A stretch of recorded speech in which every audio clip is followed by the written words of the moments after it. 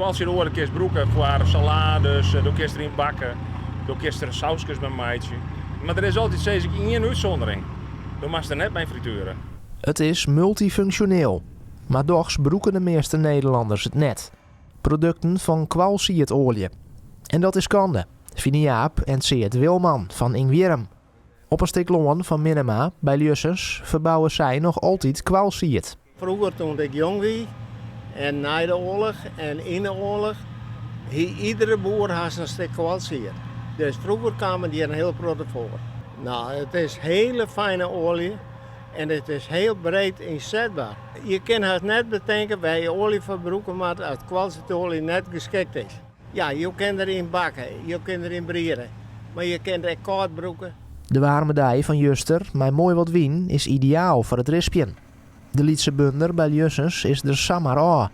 Dat het hier net met een soort verbouwd wordt, is dat in andere landen wel oors. In Oost-Duitsland, Polen, Oekraïne, daar hebben we het nog heel veel verbouwd.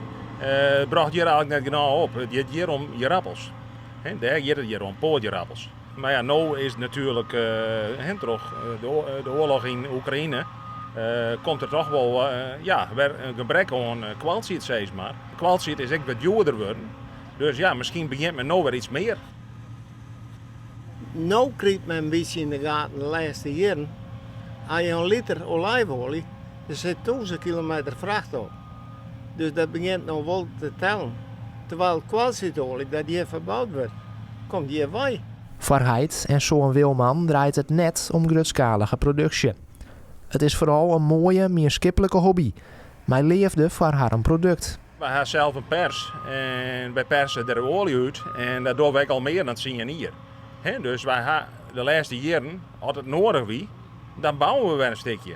Wij hoeven net, we hadden een dikke hectare ongeveer, nou ja, dan hebben we wel genoeg voor dit hier.